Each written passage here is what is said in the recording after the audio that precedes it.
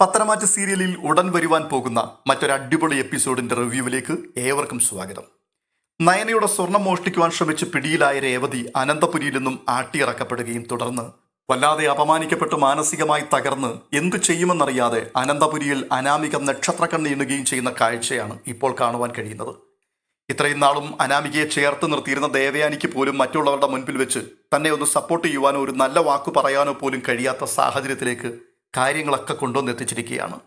വന്നു കയറിയ നാൾ മുതൽ ഇതുവരെ അനന്തപുരിയിലൂടെ കൊമ്പ് കുലുക്കി നടന്ന അനാമികയെ തറപറ്റിക്കുവാൻ കഴിഞ്ഞതിൽ അല്പമല്ലാത്തൊരു സന്തോഷത്തിലാണ് നവ്യ. ഇതിനിടയിൽ അനാമികയുടെ നെഞ്ചിടിപ്പ് വർദ്ധിക്കുന്ന മറ്റൊരു സംഭവം കൂടി അനന്തപുരിയിൽ അരങ്ങേറുകയാണ്. അതായത് അനാമികയുടെ കണ്ണിൻ്റെ മുൻപിൽ വെച്ച് നയന വാനോളം ഉയർത്തപ്പെടുകയും സമൂഹം കാണുകെ ആദരിക്കപ്പെടുകയും ചെയ്യുന്ന ഒരു വലിയ കാഴ്ച. അതിൻ്റെ കാരണം മൂർത്തിസ് ജ്വല്ലറി ഗ്രൂപ്പിന് വിദേശത്തു നിന്ന് ലഭിച്ച ഒരു വലിയ ഓർഡറാണ്. നയനയുടെ ഡിസൈനുകളൊക്കെ ഇതിനോടകം ലോകവ്യാപകമായി അംഗീകരിക്കപ്പെടുവാൻ തുടങ്ങിയിരിക്കുന്നു. തന്മൂലം വിദേശ രാജ്യങ്ങളിൽ നിന്ന് പോലും കോടികളുടെ ഓർഡറുകൾ മൂർത്തിസ് ഗ്രൂപ്പിന് ലഭിക്കുവാൻ തുടങ്ങി. അങ്ങനെയിരിക്കെ ഇതുവരെ ലഭിച്ചിട്ടില്ലാത്തതുപോലെയുള്ള ഒരു ബൾക്ക് ഓർഡർ ഇപ്പോൾ വന്നിരിക്കുകയാണ്. അതെ, ഒറ്റ ദിവസം കൊണ്ട് കോടികളുടെ വിറ്റുവരവിലേക്ക് മൂർത്തിസ് ഗ്രൂപ്പ് എത്തിയിരിക്കുന്നു. അതുകൊണ്ട് തന്നെ ഈ ഒരു നേട്ടം മൂർത്തിസ് ഗ്രൂപ്പിന്റെ എല്ലാ ബ്രാഞ്ചുകളും ചേർന്ന് ആഘോഷിക്കുവാൻ ആദർശ് തീരുമാനിച്ചിരിക്കുകയാണ്. അങ്ങനെ ഒരു ആഘോഷത്തിലേക്ക് കടക്കുവാനുണ്ടായ മറ്റൊരു പ്രധാനപ്പെട്ട കാര്യം മൂർത്തിസ് ഗ്രൂപ്പിന്റെ എംപ്ലോയീസിന്റെ ഒരു പ്രധാനപ്പെട്ട ആഗ്രഹം കൂടിയായിരുന്നു ഇത്. മുതലാളിയും തൊഴിലാളിയും എന്നുള്ള ബന്ധത്തിനപ്പുറം ഒരാത്മബന്ധം എല്ലാ ജീവനക്കാരുമായി വെച്ചു പുലർത്തുവാനും ഓരോരുത്തരുടെയും ആവശ്യങ്ങൾ അനുഭാവപൂർവ്വം പരിഗണിക്കുവാനുമെല്ലാം ആദർശ് ചുമതലയേറ്റ സമയം മുതൽ പ്രത്യേകം ശ്രദ്ധിക്കുന്നുണ്ടായിരുന്നു. അതുകൊണ്ട് തന്നെ മൂർത്തിസ് ഗ്രൂപ്പിന്റെ MD ആയ ആദർശ് എല്ലാ ജീവനക്കാരുടെയും കണ്ണിലുണ്ണി കൂടിയാണ്. നയന കൂടി ആദർശിനൊപ്പം ജോലിക്കായി കമ്പനിയിലേക്ക് വരുവാൻ തുടങ്ങിയതോടെ ആ സന്തോഷം ഇരട്ടിയായി മാറി. കാരണം അതുപോലെയുള്ള സ്നേഹവും പരിഗണനയും ഒക്കെയാണ് എല്ലാ സ്റ്റാഫിനും നയനയും നൽകി പോരുന്നത്. അതിനാൽ തന്നെ മൂർത്തിസ് ഗ്രൂപ്പിന് ലഭിച്ച ഈ അസാധാരണമായ നേട്ടം ഗംഭീരമായി ആഘോഷിക്കുക എന്നുള്ള ഒരു കൂട്ടായ തീരുമാനം നടപ്പാക്കുവാൻ ആദർശ് ഇപ്പോൾ തുടങ്ങുകയാണ്. ഈ ചടങ്ങിലെ പ്രധാനമായ പരിപാടി നയനയെ അനുമോദിക്കുക എന്നുള്ളതാണ്. ഈ വാർത്ത മുത്തശ്ശനെ വിളിച്ച് ആദർശ് പറയുമ്പോൾ മുത്തച്ഛന് ഭയങ്കര സന്തോഷമാവുകയാണ്. എന്നിട്ട് മുത്തശ്ശൻ പറയുന്നു, ഇത് നമ്മുടെ സ്റ്റാഫ് മാത്രമായിട്ട് ആഘോഷിക്കേണ്ട ഒരു പരിപാടിയല്ല മോനെ. ഇതിൽ നമ്മുടെ കുടുംബവും നമ്മുടെ ഏറ്റവും അടുത്ത ബന്ധുക്കളും ഉൾപ്പെടെ പങ്കാളികളാകണം. നമുക്ക് നയനമോൾക്ക് അർഹമായിട്ടുള്ള ഒരു ആദരവ് തന്നെ നൽകണം. തുടർന്ന് മുത്തശ്ശൻ അനന്തപുരിയിലുള്ള എല്ലാ ആൾക്കാരെയും വിളിച്ചിട്ട് ഈ തീരുമാനം പറയുകയാണ്. ഈ കാര്യം കേട്ടപ്പോൾ തന്നെ അനാമിക ഒന്ന് ഞെട്ടുന്നുണ്ട്, ഒപ്പം ജാനകിയും ജലജയും. തുടർന്ന് മുത്തശ്ശൻ പറയുകയാണ്, ഈ ചടങ്ങിലേക്ക് ഈ വീട്ടിലുള്ള എല്ലാവരെയും പങ്കെടുപ്പിക്കുക എന്നുള്ളത് മാത്രമല്ല, ഇവിടുത്തെ മരുമക്കളുടെ മാതാപിതാക്കളും നമ്മുടെ അടുത്ത ബന്ധുക്കളും എല്ലാം നിശ്ചയമായിട്ടും എത്തിച്ചേരണം. അവരോടൊക്കെ ഞാൻ തന്നെ വിളിച്ചു പറഞ്ഞോളാം. കാര്യങ്ങളെല്ലാം കേട്ട് കഴിഞ്ഞപ്പോൾ ജാനകിയോട് അനാമിക പറയുകയാണ്, അമ്മേ, ഞാൻ വരുന്നില്ല ഈ പരിപാടിക്ക്. ഇപ്പോഴത്തെ സാഹചര്യത്തിൽ ഇത്തരത്തിലുള്ള പരിപാടികളിലൊന്നും പങ്കെടുക്കുവാൻ പറ്റുന്നൊരു മാനസികാവസ്ഥയല്ല എൻ്റേത്. അതുകൊണ്ട് നിങ്ങളൊക്കെ പൊക്കൂ, ഞാനിവിടെ നിന്നോളാം. അത് കേട്ടിട്ട് ജാനകി ചോദിക്കുകയാണ്, മോളെ, നീ എന്താണ് ഇങ്ങനെയൊക്കെ പറയുന്നത്? ഈ വീട്ടിലുള്ള എല്ലാവരുടെയും സാന്നിധ്യം ഉണ്ടാകേണ്ട ഒരു പ്രോഗ്രാമാണത്. ഇഷ്ടമല്ലെങ്കിൽ പോലും അവിടെ നമ്മൾ പങ്കെടുത്തേ പറ്റൂ. ഈ വീട്ടിലുള്ള ആൾക്കാരെയും നമ്മുടെ അടുത്ത ബന്ധുക്കളെയും എല്ലാം മൂർത്തിസ് ഗ്രൂപ്പിലെ എല്ലാവർക്കും അറിയാം. ആരെങ്കിലും ഒരാൾ ആ ചടങ്ങിൽ നിന്ന് വിട്ടുനിന്നു കഴിഞ്ഞാൽ അതൊക്കെ വലിയ ചർച്ചയാകും. അങ്ങനെയുള്ളപ്പോൾ 3 ബ്രാഞ്ചിന്റെ ചുമതലയാണ് അനിക്കുള്ളത്. അനിയുടെ ഭാര്യ മാറി നിൽക്കുന്നു എന്നുള്ളത് ഒരു പ്രധാന പ്രശ്നമാണ്. അതുകൊണ്ട് മോള് മാറി നിൽക്കരുത്, തീർച്ചയായിട്ടും വരണം. അങ്ങനെ മനസ്സില്ലാ മനസ്സോടെ അനാമിക അതിന് സമ്മതിക്കുകയാണ്. അനാമികയുടെ അച്ഛനെയും അമ്മയെയും അനന്തപുരിയിൽ കയറുന്നതിന് വിലക്കേർപ്പെടുത്തിയിരിക്കുകയാണെങ്കിലും ഇത്തരത്തിലുള്ള ചടങ്ങുകൾക്ക് അവരെയൊക്കെ ക്ഷണിക്കേണ്ടതായതുകൊണ്ട് മൂർത്തി സാർ തന്നെ 2 ആൾക്കാരെയും നേരിട്ട് വിളിക്കുന്നുണ്ട്. അതുപോലെ തന്നെ നയനയുടെ അച്ഛനെയും അമ്മയും നന്ദുവിനെയും വിവരമറിയിക്കുകയും ക്ഷണിക്കുകയും ചെയ്തു. അങ്ങനെ പ്രോഗ്രാമിന്റെ ദിവസം എത്തുന്നു. ആ പാർട്ടിയിലേക്ക് അനാമികയുടെ അച്ഛനും അമ്മയും നയനയുടെ അച്ഛനും അമ്മയും തുടർന്ന് ക്ഷണിക്കപ്പെട്ട മറ്റ് അതിഥികളും ഒക്കെ എത്തിച്ചേരുകയാണ്. അവിടുത്തെ ഏറ്റവും വലിയ ശ്രദ്ധാവിഷയം നയന തന്നെയാകിയാൽ നയന നന്നായിട്ട് ഒരുങ്ങി വളരെ സുന്ദരിയായിട്ട് ആദർശിനൊപ്പം അവിടേക്ക് വന്നിറങ്ങുകയാണ്. നയനെ അവിടേക്ക് വന്നിറങ്ങുമ്പോൾ മനോഹരമായി അലങ്കരിച്ചൊരു വേദിയിൽ ഒരു പെൺകുട്ടി കോമ്പയറിംഗ് നടത്തുന്നുണ്ട്. നയന പാർട്ടി ഹാളിലേക്ക് പ്രവേശിച്ചപ്പോൾ തന്നെ ആ പെൺകുട്ടി നയനയെ വളരെ ആദരപൂർവ്വം വേദിയിലേക്ക് സ്വാഗതം ചെയ്യുകയും തുടർന്ന് നയനയുടെ സ്വഭാവത്തെക്കുറിച്ചും കഴിവുകളെക്കുറിച്ചും അവിടെയുള്ള ജീവനക്കാരോട് നയനയുടെ സമീപനത്തെക്കുറിച്ചും അങ്ങനെ ഒട്ടനവധി കാര്യങ്ങളെക്കുറിച്ച് വാചാലമായി സംസാരിക്കുവാൻ തുടങ്ങി. ഗോവിന്ദനും കനകയും അനന്തപുരിയിലെ മുത്തശ്ശനും മുത്തശ്ശിയും ഒക്കെ ഇത് കേട്ട് ഭയങ്കര സന്തോഷത്തോടെ നിൽക്കുമ്പോൾ അനാമിക എങ്ങനെയെങ്കിലും അവിടെ നിന്ന് രക്ഷപ്പെട്ടാൽ മതിയായിരുന്നു എന്നുള്ള ചിന്തയിൽ വല്ലാത്ത അസ്വസ്ഥത പ്രകടിപ്പിച്ചുകൊണ്ട് ജാനകിയുടെ മുഖത്തേക്ക് നോക്കി ഞെളിപിരിക്കൊള്ളുകയാണ്. അപ്പോൾ ജാനകി ചെവിയിൽ മെല്ലെ പറയുകയാണ്, മോൾ ഇതൊന്നും ശ്രദ്ധിക്കണ്ട. അവരൊക്കെ അങ്ങനെ പല കഥകളും പറയും. ഓരോരുത്തർക്കും ലഭിക്കുന്ന അവസരങ്ങൾ അവരവർ നന്നായിട്ട് വിനിയോഗിക്കുകയാണ്. അതുകൊണ്ട് തന്നെ കഥകൾ മെനയാൻ മിടുക്കുള്ള ആൾക്കാർ ഇങ്ങനെ പലതും പറഞ്ഞുകൊണ്ടേയിരിക്കും. ആരൊക്കെ എന്തൊക്കെ പറഞ്ഞാലും അവൾ ആരാണെന്നും അവളുടെ സ്വഭാവം എന്താണെന്നും വ്യക്തമായി മനസ്സിലാക്കിയ ആൾക്കാരല്ലേ നമ്മൾ. ആ നമ്മുടെ മുൻപിലാണോ ഈ മുഖസ്തുതികളൊക്കെ പറയുന്നത്? അതുകൊണ്ട് മോൾ അതിനൊന്നും വില കൊടുക്കണ്ട, ഇത് കാര്യമാക്കുകയേ വേണ്ട. തുടർന്ന് കാണുന്നത് ജലജയും അബിയും നവ്യയും കൂടി ഒരുമിച്ചിരിക്കുകയാണ്. ആ സമയത്ത് ജലജ നവ്യയോട് ചോദിക്കുകയാണ്, അല്ല നവ്യ, എനിക്കൊരു സംശയമുണ്ട്. നീ അവളുടെ ചേട്ടത്തി തന്നെയല്ലേ? നീ ഇതൊക്കെ കാണുന്നുണ്ടോ? അവളുടെ കഴിവിന്റെ 100% പോലും നിനക്ക് കിട്ടിയിട്ടില്ലല്ലോ നവ്യേ. ഇത്രയും നാൾ ഞാൻ നിന്നെ നിരീക്ഷിച്ചതിൽ നിന്നും എനിക്ക് മനസ്സിലായത് ഒരു മണവും ഗുണവും ഇല്ലാത്തവളാണ് നീ. ആ അനന്തപുരി തറവാട്ടിൽ നീ വന്നു കയറിയതിനു ശേഷം എന്തെങ്കിലും ഒരു നേട്ടം ആ കുടുംബത്തിന് വേണ്ടി ഉണ്ടാക്കാൻ നിനക്ക് പറ്റിയില്ലല്ലോ. കഷ്ടം. പിന്നെ നിന്റെ അനിയത്തി എന്ന് പറയുന്നവൾ വളരെ ബുദ്ധിയുള്ളവളാണ്.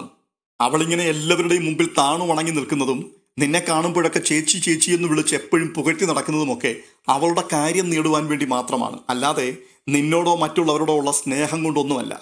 പിന്നെ ഇതൊന്നും മനസ്സിലാക്കാനുള്ള ബുദ്ധി നിനക്കില്ല എന്നുള്ളത് എനിക്ക് നന്നായിട്ട് അറിയാം. എങ്കിലും ഞാൻ ചോദിക്കുക, ഇതൊക്കെ കണ്ടിട്ട് നിനക്കൊന്നും തോന്നുന്നില്ലേ നവ്യയെ? അപ്പോൾ നവ്യ പറയുകയാണ്, അവൾ എൻ്റെ അനിയത്തി ആയതിലേ എനിക്ക് അഭിമാനമാണുള്ളത്. അതിനകത്ത് അസൂയപ്പെട്ടിട്ടോ ആത്മനിന്ദ തോന്നിയിട്ടോ കാര്യമൊന്നുമില്ല. ഈശ്വരൻ ഓരോരുത്തർക്ക് ഓരോന്ന് വിധിച്ചിട്ടുണ്ട്. എനിക്ക് വിധിച്ചത് ഇതുപോലൊരു അമ്മായിയമ്മയും താന്തോനിയായൊരു ഭർത്താവിനെയുമായി പോയി. അതോർത്ത് മാത്രം ഞാൻ സങ്കടപ്പെട്ടാൽ മതി. അല്ലാതെ എൻ്റെ അനിയത്തി നല്ല രീതിയിൽ ജീവിക്കുന്നത് കാണുമ്പോൾ, അവളുടെ കഴിവുകൾ കാണുമ്പോൾ, അവളെ ആദരിക്കുന്നത് കാണുമ്പോൾ അതിൽ കണ്ണു കടിച്ചിട്ട് യാതൊരു കാര്യവുമില്ല.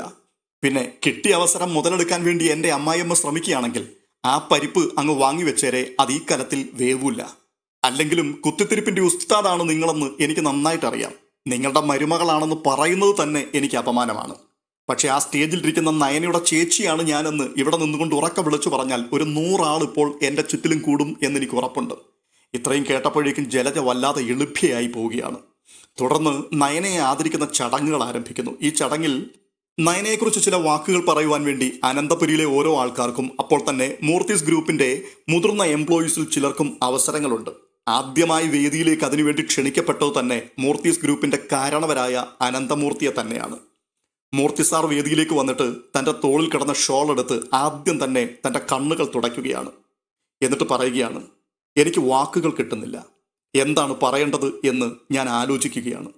എൻ്റെ ജീവിതത്തിലെ മറക്കാനാവാത്ത നിമിഷങ്ങളിൽ ഒന്നാണ് ഈ കടന്നുപോയിക്കൊണ്ടിരിക്കുന്നത്. ഈ വാർദ്ധക്യത്തിൽ ഇത്രയും മനോഹരമായൊരു ദിവസം എൻ്റെ ജീവിതത്തിൽ ഉണ്ടാകുമെന്ന് ഞാൻ സ്വപ്നത്തിൽ പോലും ചിന്തിച്ചിട്ടില്ല. ഇതിൻ്റെ എല്ലാം കാരണം ഈ ഇരിക്കുന്ന എൻ്റെ നയനമോളാണ്. അവൾ എനിക്ക് മകൾ തന്നെയാണ്. നയനമോൾ ഞങ്ങളുടെ വീടിൻ്റെ വിളക്കാണ്, അനന്തപുരിയിലേക്ക് വന്നു കയറിയ വെളിച്ചമാണ്. നയനമോൾ വന്നതിന് ശേഷമാണ് മൂർത്തീസ് ജ്വല്ലറി ഗ്രൂപ്പ് അസാധാരണമായ വളർച്ചയും അഭിവൃദ്ധിയും നേട്ടങ്ങളും ഒക്കെ കൊയ്തെടുത്തത്. ഇതൊക്കെ കാണുകയും കേൾക്കുകയും ചെയ്യുമ്പോൾ എൻ്റെ ഉള്ളം സന്തോഷം കൊണ്ട് നിറയുകയാണ്. ഈ സന്തോഷാവസ്ഥയിൽ ഈ ലോകം വിട്ടുപോകേണ്ടി വന്നാലും അതിന് യാതൊരു വേദനയും എനിക്കുണ്ടാവില്ല. അതൊരിക്കലും ഒരു നഷ്ടവുമാവില്ല. അതെൻ്റെ ലാഭം തന്നെയായിരിക്കും. ഇത് പറഞ്ഞുകൊണ്ട് മുത്തശ്ശൻ മുത്തശ്ശിയുടെ കൈ പിടിച്ച് നയനയുടെ അരികിലേക്ക് ചെല്ലുകയും നയനയുടെ ഇരു കവിളുകളിലും ചുംബിക്കുകയും ചെയ്തിട്ട് സ്റ്റേജിൽ നിന്ന് പുറത്തേക്ക് ഇറങ്ങുകയാണ്. ഈ മനോഹരമായ വാക്കുകൾ കേട്ട് വേദിയിലിരുന്ന ആൾക്കാരൊക്കെ കൈയടിക്കുകയാണ്. തുടർന്ന് വേദിയിലേക്ക് ക്ഷണിക്കപ്പെടുന്നത് ദേവയാനി ജയനുമാണ്. ദേവയാനി വേദിയിലേക്ക് കയറി വരുന്നുണ്ടെങ്കിലും നയനയെ നോക്കുകയോ ഒന്ന് ചിരിക്കുകയോ ചെയ്യാതെ വളരെ ഗൗരവഭാവത്തിൽ തന്നെയാണ് നിൽക്കുന്നത്. എന്നാൽ ജയൻ മൈക്കെടുത്തിട്ട് എല്ലാവരോടുമായി പറയുകയാണ്, ഞങ്ങളുടെ ജീവിതത്തിൽ ഞങ്ങൾക്ക് ഒരു പെൺകുഞ്ഞുണ്ടാകണം എന്നുള്ളത് എല്ലാ കാലത്തെയും വലിയ ആഗ്രഹമായിരുന്നു. പക്ഷെ ദൈവം അതിന് അനുവദിച്ചില്ല. അതിൻ്റെ കാരണം ജനിച്ചു വീണപ്പോൾ തന്നെ ആദർശിന് പല ശാരീരികമായ ബുദ്ധിമുട്ടുകളും ഉണ്ടായിരുന്നു. അതുകൊണ്ട് തന്നെ മറ്റൊരു കുഞ്ഞുണ്ടായാൽ അവനിലേക്കുള്ള ശ്രദ്ധ കുറഞ്ഞു പോകും എന്ന് കരുതി അത് വേണ്ട എന്ന് വെച്ചവരാണ് ഞാനും ദേവയാനി. എന്നാൽ ഞങ്ങളുടെ ആ സങ്കടവും കുറവും പരിഹരിക്കുവാൻ വേണ്ടി ദൈവങ്ങൾ ഞങ്ങൾക്ക് കനിഞ്ഞ് അനുഗ്രഹിച്ചു നൽകിയ ഒരു വലിയ നിധിയാണ് നയനമോൾ. നയനമോൾ ഞങ്ങളുടെ മരുമകളല്ല, മകൾ തന്നെയാണ്. അവൾ എന്നെ അച്ഛാ എന്ന് വിളിക്കുമ്പോഴുള്ള എൻ്റെ മനസ്സിൻ്റെ സന്തോഷം, അതെൻ്റെ സ്വന്തം മകളുടെ ശബ്ദം മുഴങ്ങി കേൾക്കുന്നത് പോലെയാണ്. നയനമോളുടെ ഈ നേട്ടങ്ങൾ ഒരു വിധത്തിൽ ദൈവികമായ ഒരു വരദാനമാണ്. അതിനെ വാക്കുകൾ കൊണ്ട് പുകഴ്ത്തുന്നതിൽ ഞാൻ അശക്തനാണ്. ഇത്രയുമൊക്കെ പറഞ്ഞിട്ട് ജയനും ദേവയാനിയും വേദിയിൽ നിന്ന് മെല്ലെ ഇറങ്ങുന്നു. അടുത്തതായി വേദിയിലേക്ക് എത്തുന്നത് അജയനും ജാനകിയുമാണ്. ജാനകിയുടെ മുഖത്ത് നോക്കുമ്പോൾ തന്നെ എല്ലാവർക്കും മനസ്സിലാകും നയനയോടുള്ള വിദ്വേഷവും കോപവും എല്ലാം ആ മുഖത്തങ്ങനെ തളം കെട്ടി ആടുകയാണ്. എന്നാൽ അജയൻ വേദിയിൽ നിന്നുകൊണ്ട് ജയൻ പറഞ്ഞതിൻ്റെ ബാക്കിയായി ചില നല്ല കാര്യങ്ങളൊക്കെ സംസാരിച്ച് നയനയെ അഭിനന്ദിച്ചതിന് ശേഷം പുറത്തേക്ക് ഇറങ്ങുകയാണ്. തുടർന്ന് അബിയും നവ്യയും കൂടി അവിടേക്ക് വരുന്നു. ആ ഒരു സാഹചര്യത്തെ മനസ്സിലാക്കിക്കൊണ്ട് വിദ്വേഷമൊക്കെ മനസ്സിലുണ്ടെങ്കിലും അതൊക്കെ ഉള്ളിൽ തന്നെ അടക്കി വെച്ചിട്ട് നയനയെക്കുറിച്ച് നല്ല ചില വാക്കുകൾ പറഞ്ഞിട്ട് അബിയും അവിടെ നിന്ന് ഇറങ്ങുന്നു. തുടർന്നെത്തുന്നത് അനിയാണ്. അനി വേദിയിലേക്ക് വന്നു കയറിയിട്ട് ഒരു കവിതാശകലം ആലപിച്ചു തുടങ്ങുകയാണ്. അനി കവി കൂടിയാണ് എന്നറിയുന്ന ജനങ്ങൾ അനിയുടെ കവിത കേൾക്കുവാൻ തുടങ്ങിയപ്പോൾ തന്നെ നിറഞ്ഞ കയ്യടിയോടുകൂടിയാണ് അതിനെ വരവേറ്റത്. എന്നാൽ ആ കവിതയുടെ അവസാന വരികളിലേക്ക് എത്തുമ്പോഴേക്കും അത് പൂർത്തിയാക്കുവാൻ കഴിയാതെ അനി വിങ്ങിപ്പൊട്ടുകയാണ്.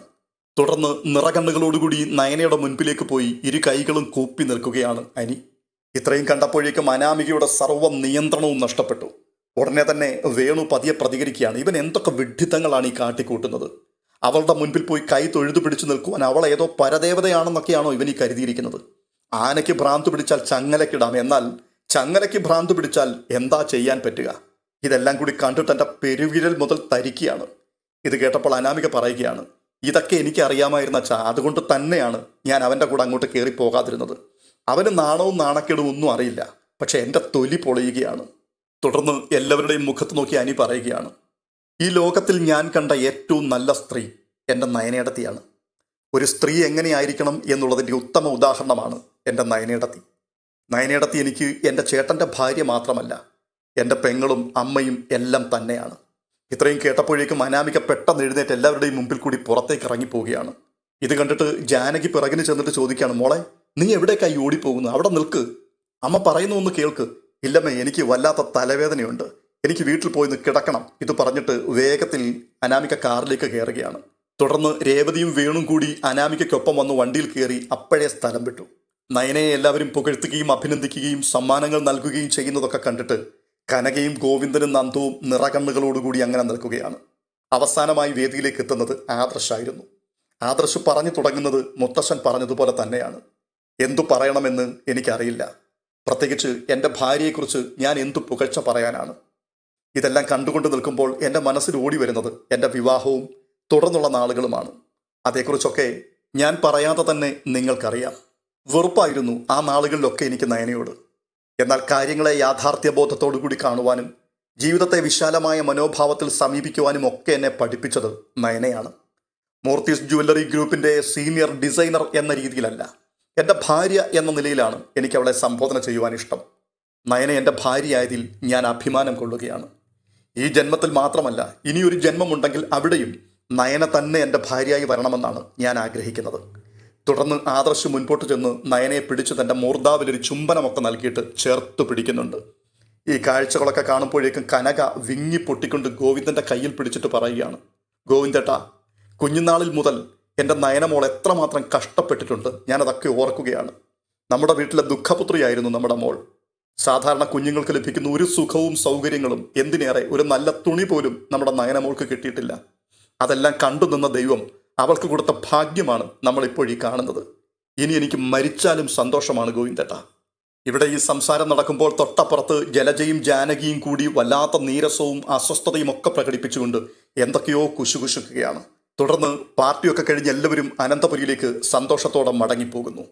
ഇനി വരുവാൻ പോകുന്നത് ആദർശിൻ്റെയും നയനയുടെയും ജീവിതത്തിലെ അസുലഭമായ നിമിഷങ്ങളും അതിൻ്റെ മനോഹരമായ ദൃശ്യങ്ങളുമൊക്കെയാണ്. ഒപ്പം ആ സന്തോഷ കാഴ്ചയെ എങ്ങനെയും ഇല്ലാതാക്കുവാനും ഇരുവരെയും വെട്ടിവീഴ്ത്തുവാനും പദ്ധതി തയ്യാറാക്കുന്ന അനാമികയെയും വേണുവിനെയും നമുക്ക് കാണാൻ കഴിയും. വരുവാൻ പോകുന്ന ആ എപ്പിസോഡിൻ്റെ റിവ്യൂവുമായി വീണ്ടും എത്താം. ഈ വീഡിയോ നിങ്ങൾക്ക് ഇഷ്ടപ്പെട്ടെങ്കിൽ ലൈക്ക് ചെയ്യുകയും ഒപ്പം നിങ്ങളുടെ വിലയേറിയ അഭിപ്രായങ്ങൾ കമൻറ്റുകളായി രേഖപ്പെടുത്തുകയും ചെയ്യണം എന്ന് ഓർപ്പിക്കുന്നു. കൂടാതെ ഇതുവരെയും ഈ ചാനൽ സബ്സ്ക്രൈബ് ചെയ്തിട്ടില്ലാത്തവർ സബ്സ്ക്രൈബ് ചെയ്ത് സപ്പോർട്ട് ചെയ്യുകയും ചെയ്യണം എന്നപേക്ഷിക്കുന്നു. വീണ്ടും കാണാം. Bye bye.